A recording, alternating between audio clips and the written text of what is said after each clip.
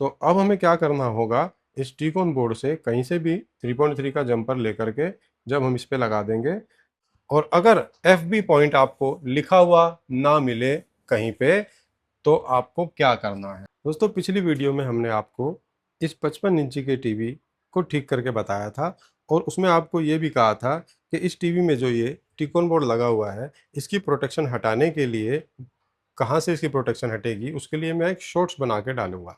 लेकिन दोस्तों, शॉर्ट्स में सारी बातें हम नहीं बता पा रहे थे, इसीलिए हम ये वीडियो बना रहे हैं आपके लिए। दोस्तों, जो ये आप पैनल देख रहे हैं, तो ये एक 55 इंची के पैनल का टिकोन बोर्ड है। ये टिकोन बोर्ड 43 इंची बीओई कंपनी के पैनल में होता है। तो इस टिकोन बोर्ड की खास बात यह है कि जब इस टिकोन बोर्ड को पैनल की तरफ से फीडबैक मिलेगा, उसके बाद ही ये टिकोन बोर्ड के सभी बेसिक वोल्टेज बनते हैं। अगर पैनल में कोई प्रॉब्लम आ जाए तो ये टिकोन बोर्ड बेसिक वोल्टेज नहीं बनाएगा, जिसकी वजह से हमारी जो टेस्टिंग है वो स्टार्टिंग में ही रुक जाएगी। एक चीज़ और होती है दोस्तों इसमें, कि जब किसी पैनल में नो डिस्प्ले आ जाए, या पैनल फ्लिकरिंग करे, या फिर पैनल में वर्टिकल बार आ जाए, तो हम गेट लाइन शॉर्ट होने का सोचकर एक एक बार इन दोनों एफएफसी केबलों को हटा करके पिक्चर की पोजीशन चेक करते हैं।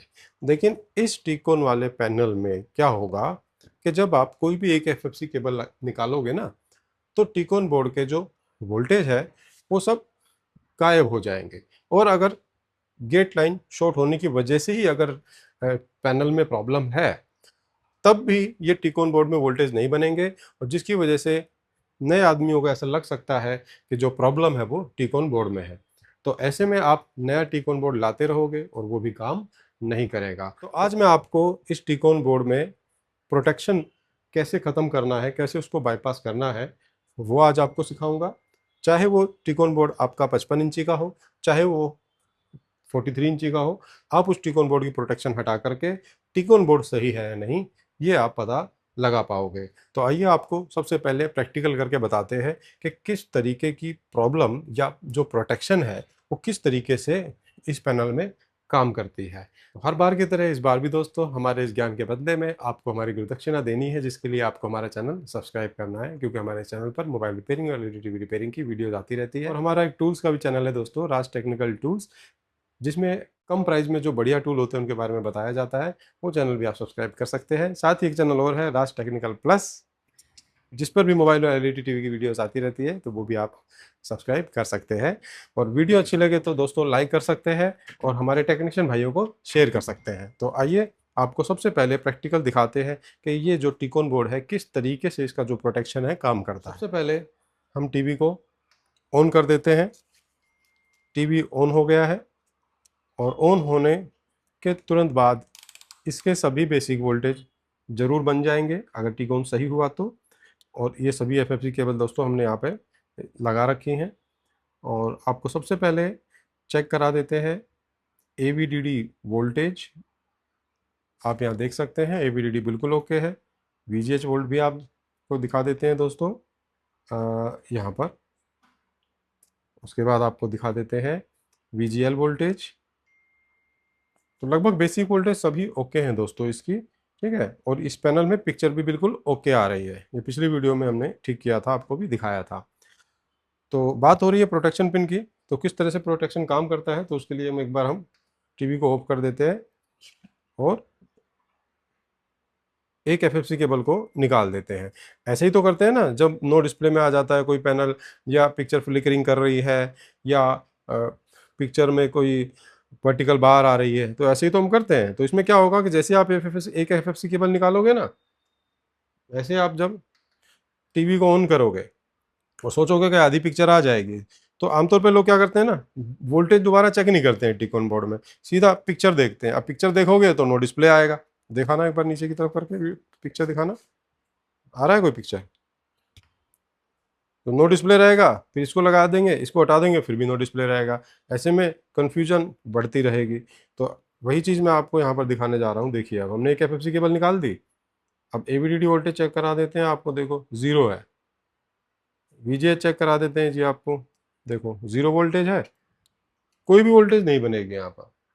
वीजीएल वोल्टेज तो जरूर बन जाएगी, क्योंकि ये देखिए वीजीएल वोल्टेज बन रही है। अगर 3.3 स्टिक ऑन बोर्ड में बनेगी तो ये वीजीएल वोल्ट भी जरूर बनती है, लेकिन AVDD, VGH, VGL, H AVDD, WeCom voltage नहीं बनती है। तो चलिए अब मैं आपको टीवी को ऑफ करके इस एफएफसी केबल को लगा के दूसरी भी निकाल के आपको दिखा देता हूँ। टीवी को ऑन कर लिया है। 12 वोल्ट पहले चेक करा दूँ आपको। ये 12 वोल्ट ओके आ रहे हैं जो हम फ्यूज पे देख रहे हैं। और अब आपको दिखा देते हैं एवीडीडी। एवीडीडी भी नहीं आ रहा। ये वीजीएच वोल्टेज चेक करा देते हैं। तो वीजीएच का टेस्ट पॉइंट है दोस्तों, लिखा हुआ है वहाँ पर वीजीएच, तो आप देखिए लोगे अगर आपके पास ऐसा टिकॉन मोड आया तो देखिए यहाँ पे 0 वोल्टेज आ रही है। एच एवीडीडी भी 0 है। वीजीएल तो दोस्तों मिल ही जाएगी।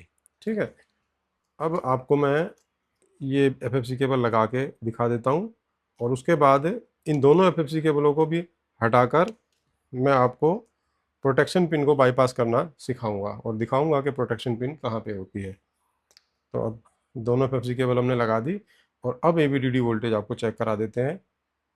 तो अब आप देख सकते हैं एवीडीडी वोल्टेज भी आ गई, और वीजीएच भी मैं आपको दिखा देता हूँ। ये वीजीएच आ गई और ये एच एवीडीडी वोल्टेज आ गई है।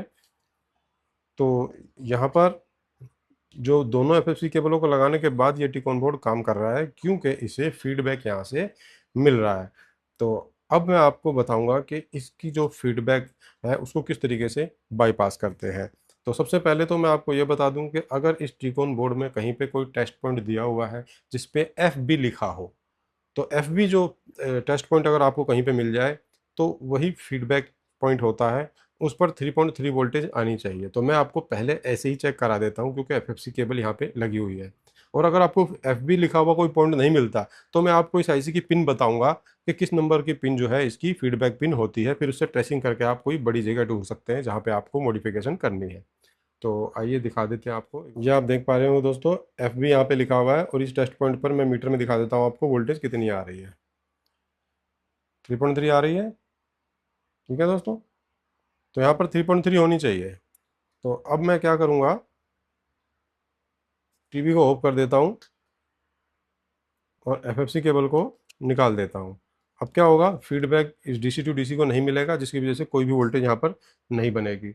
अब मैं टीवी को ऑन कर देता हूँ। ऑन कर दिया है दोस्तों, ये लाइट आप देख सकते हैं, और 12 वोल्ट चेक करा देता हूँ मैं आपको। ये 12 वोल्ट भी आ रहे हैं। और अब मैं आपको चेक करा देता हूँ फीडबैक पिन पर कितना वोल्ट है। तो अब आप यहाँ देख सकते हैं बिल्कुल 0 वोल्ट है। देखो वहीं पे लगा रखा है हमने वायर, ये लगा रखा है वहीं पे, और वोल्टेज बिल्कुल 0 है। तो अब हमें क्या करना होगा, इस टीकॉन बोर्ड से कहीं से भी 3.3 का जंपर लेकर के जब हम इस पे लगा देंगे तो उसके बाद वीजीएच वोल्टेज बनना शुरू हो जाएगा। तो यहाँ पर अगर आपको दिखाएं तो यहाँ पर 3.3 वोल्टेज आ रहा है। ये वीडीडी है दोस्तों, वीडीडी जरा मीटर में दिखाऊंगा। तो ये वीडीडी है, और अभी देखिए हमने एफएफसी केबल को यहाँ से हटा रखा है।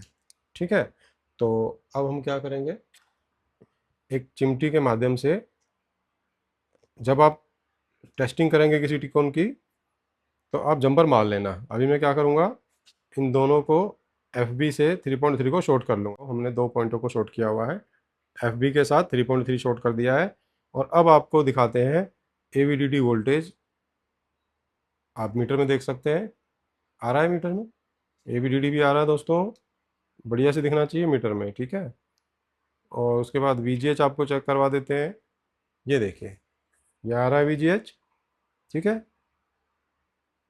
तो ये तो लिखा हुआ था एफ बी, तो प्रोटेक्शन हमने पता लग गई कि भाई वहाँ से उस पिन से प्रोटेक्शन हटेगी। लेकिन जब एफ बी लिखा ना हो तो इस टिकोन बोर्ड में कैसे ढूंढेंगे कि फीडबैक पिन कौन सी है। तो इसका भी बहुत ही आसान तरीका है। तो आइए आपको बड़ी स्क्रीन पे एक बार ले चलते हैं और बड़ी स्क्रीन पे आपको दिखाते हैं। यहाँ पे दोस्तों एफ बी लिखा हुआ था इस टेस्ट पॉइंट पर, और यहाँ पे वी डी डी 3.3।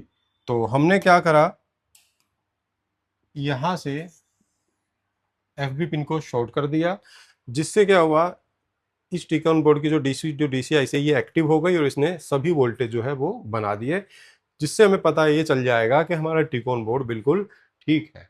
ठीक है, इस तरह से आप भी चेक कर सकते हो।